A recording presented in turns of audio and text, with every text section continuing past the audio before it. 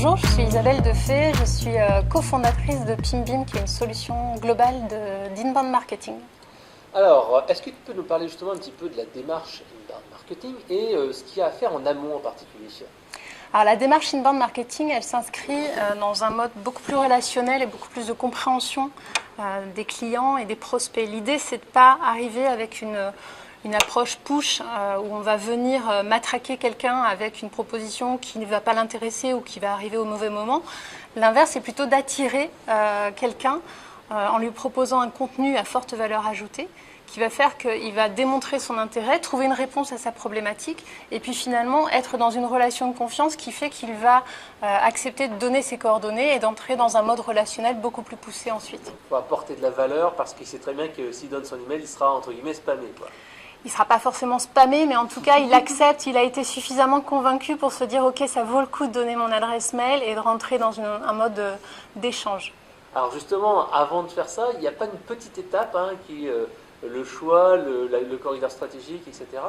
Alors c'est plus qu'une petite étape, c'est une étape indispensable parce que on prend souvent l'exemple quand on rencontre quelqu'un pour la première fois, c'est rare qu'on lui demande tout de suite de l'épouser. Il y a des étapes indispensables et bien là c'est un peu la même chose. L'idée c'est de savoir à qui est-ce qu'on s'adresse, quelles sont ses problématiques, quels sont ses objectifs, quels sont ses points de douleur au quotidien et de lui montrer qu'on l'a compris. Et pour le comprendre, il faut le connaître. Et pour le connaître, il faut se poser les bonnes questions et établir ce qu'on appelle des fiches, des personas, qui font qu'on va savoir à quel moment on va arriver avec la bonne proposition, quels sont les degrés de maturité, quels sont les niveaux de décision aussi. Si on arrive avec une proposition auprès de quelqu'un qui n'est pas du tout décisionnaire, on peut quand même en faire un influenceur. Être conscient des influenceurs positifs, mais aussi des influenceurs négatifs, parce qu'il ne faut pas les oublier. Un DSI, par exemple. Par exemple, c'est-à-dire que quand on arrive avec une proposition pour une solution en mode SaaS, si on oublie de rassurer un DSI, on passe à côté d'une proposition qui peut être captive. Donc c'est indispensable de connaître tous ces personas. Alors justement, est-ce que tu peux nous donner un petit exemple? Un petit exemple. Un cas client, en fait, où vous êtes passé du début, les personas, etc., jusqu'à une première réalisation avec 2-3 petits conseils. Je peux prendre le cas client, tu parlais des DSI. On a accompagné une grande structure qui lançait une nouvelle offre destinée aux RH. Et en fait, dans leur toute première approche en interne, ils avaient commencé un pseudo-travail sur les personas. Et quand on est arrivé, qu'on a repris avec eux cette approche, on leur a dit, ok, effectivement, la RRH est indispensable, l'assistante RH est indispensable, le décideur, celui qui va signer le DG, ok, mais il manque quelqu'un d'indispensable dans votre pyramide de décision, c'est le DSI.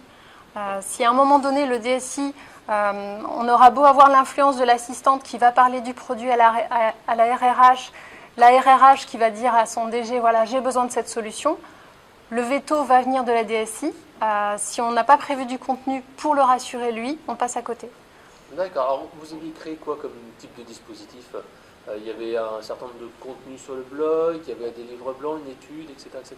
Alors l'idée, c'est effectivement de faire en sorte que la marque devienne média et qu'elle puisse maîtriser l'ensemble de ses prises de parole et que les prises de parole, elles soient régulières et de qualité, avec un niveau, ce qu'on appelle le tunnel de conversion en inbound, c'est-à-dire que on capte avec des articles de niveau attention.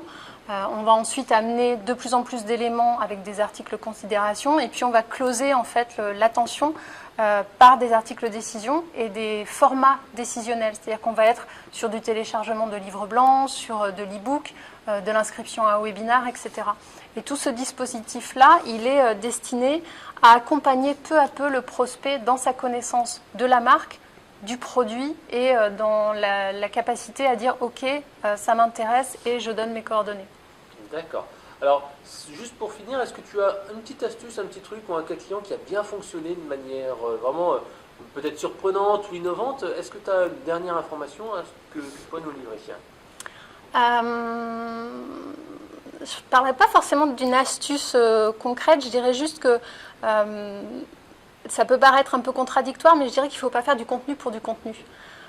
L'idée, c'est pas de créer un volume exponentiel de contenu, mais c'est de créer le bon contenu pour qu'il arrive au bon moment.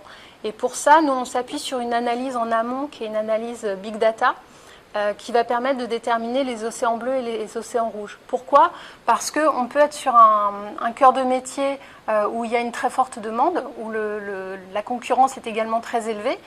Si on crée le meilleur contenu du monde dans un océan de contenu déjà existant, il ne sortira pas du lot. En revanche, si on arrive à analyser correctement cet écosystème, de savoir quelles sont les prises de parole de la concurrence, quels sont les volumes de demande mensuels sur cet environnement-là, on va pouvoir déterminer des marchés de niche, des petits moments où il y a une forte demande, réglementation, par exemple, une problématique. Des questions qui sont posées, où on voit qu'il y a un volume de recherche et personne n'y répond. Et finalement, ce sont autant de portes d'entrée, donc des océans bleus, sur lesquels on va réussir à se positionner et créer le bon contenu pour répondre à cette demande-là qui est forte.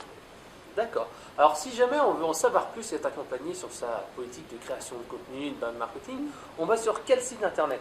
Alors, on va sur pimbim.com, pim-bim.com, et on a toutes les réponses aux questions qu'on peut se poser sur la stratégie inbound marketing, sur la création de contenu et la diffusion et le marketing automation. Et j'en profite pour rappeler qu'on est co-organisateur d'un événement Inbound Marketing France qui aura lieu le 31 janvier 2018 à Rennes, qui est un événement d'envergure puisqu'on attend plus de 600 participants. Donc je pense que ça va démontrer un petit peu comment l'inbound marketing s'inscrit vraiment comme un mouvement fort en France. Ok, merci et rendez-vous à l'Inbound Marketing France. Merci Frédéric.